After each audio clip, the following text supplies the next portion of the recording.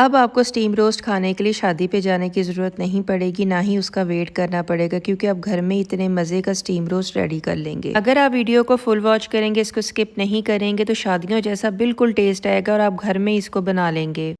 میں یہاں پہ چکن لیگ تھائی یوز کر رہی ہوں، آپ کوئی بھی پیسز لے سکتے ہیں، لیکن لیگ تھائی ہی زیادہ مزے کے لگتے ہیں۔ پانی کے اندر آپ نے سرکہ ایڈ کر دینا اور نمک ایڈ کر دینا ہے۔ یہ سٹیپ آپ نے ضرور کرنا ہے۔ ایک کیا ہوتا ہے کہ اس میں ایکسٹرا جو بلڈ ہوتا ہے وہ نکل جاتا ہے، اور یہ بہت سافٹ بنتے ہیں جب ہم اس کو میرینیشن کریں گے۔ آدھے گھنٹے کے لیے آپ نے اس کو ڈپ کر کے رکھنا ہے۔ تب تک آپ کو چاہیے سونف، ثابت دھنیا، زیرہ، لونگ، چھوٹی الائچی اور بڑی الائچی۔ یہ ساری چیزیں آپ کے پاس مسٹ ہونی چاہیے۔ سونف کو تو آپ نے بالکل بھی سکپ نہیں کرنا، بہت مزے کا اس کا ٹیسٹ آتا ہے۔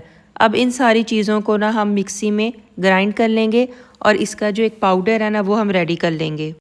آپ نے یہاں پہ بس اس کو کارسلی سے جو ہے نا وہ اچھے سے گرائنڈ کر لینا، اور اتنے مزے کی اس کی خوشبو آتی ہے اور یہ بہت اچھا ٹیسٹ دیتا ہے۔ تو یہ چیزیں آپ نے سب سے پہلے کر کے رکھنی ہیں۔ پھر آپ کو ثابت لہسن، 4 ہری مرچیں اور ایک چھوٹا ٹکڑا آپ کو چاہیے ادرک کا، اور 4 سے 5 لیمن چاہیے، ٹھیک ہے؟ لیمن آپ کے پاس فریش ہونے چاہیے۔ ٹرائی یہی آپ نے کرنا ہے۔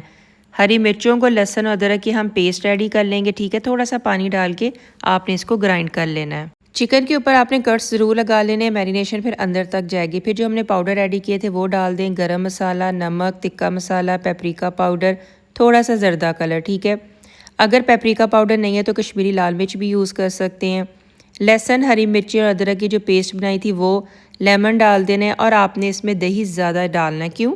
ہم نے اس کو دہی کے پانی میں ہی پکانا ہے، اس کے علاوہ ہم کوئی بھی پانی ایکسٹرا اس میں یوز نہیں کریں گے۔ تو دہی آپ نے چکن کے حساب سے نا ڈبل ڈالنا ہے، تاکہ یہ اسی کے اندر پک سکے۔ اچھے سے میرینیشن کر کے اس کو میں 1 گھنٹے کے لیے فریزر کے اندر رکھ دوں گی۔ فریزر کے اندر اس لیے رکھ دوں گی کیونکہ ابھی گرمیاں چل رہی ہیں، تو فریج میں یا باہر کاؤنٹر ٹاپ پہ رکھنے کا کوئی فائدہ نہیں ہے۔ اگر آپ کے پاس ٹائم کم ہے تو 1 گھنٹے کے لیے آپ اس کو فریزر میں رکھ دیں۔ میں نے اس کو 1.5 گھنٹہ فریزر میں رکھا تھا۔ اس کے بعد ایک پتیلے میں آپ نے چکن کے پیسز ڈال کے نا صرف آدھی میرینیشن اس میں ایڈ کرنی ہے، آدھی جو ہے نا اس کو ایک سائڈ پہ رکھ دینا ہے۔ اس کو آپ نے کور کر کے رکھنا ہے آدھے گھنٹے کے لیے میڈیم فلیم کے اوپر۔ آدھے گھنٹے کے بعد جس طرح سے ہم کور اٹھائیں گے اور جو ہماری بچی ہوئی میرینیشن ہے وہ آپ نے ڈال دینی ہے، ساتھ ہی آپ نے اس میں آئل ایڈ کر دینا ہے بس۔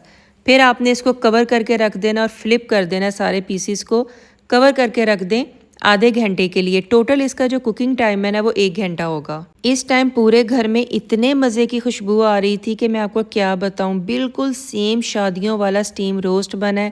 جب آپ گھر میں بنائیں گے آپ مجھے ضرور دعائیں دیں گے کہ آپ گھر میں بھی نا اس طرح کا سٹیم روسٹ ریڈی کر سکتے ہیں۔ تو کس چیز کا ویٹ کر رہے ہیں؟ جلدی سے اس کو میرینیٹ کریں اور اس کو بنائیں اور اپنی فیملی کو ہیپی کر دیں، وہ بھی انشاءاللہ کھا کے بہت انجوائے کریں گے۔ تو کس چیز کا ویٹ کر رہے ہیں؟ اور آپ نے کیا کرنا ہے، ایک فیور میری کرنی ہے، جلدی سے میرے چینل کو سبسکرائب کر دیں، ویڈیو کو لائک کر دیں، میری نیو ویڈیو جو ہے نا آپ کو ملتی رہیں۔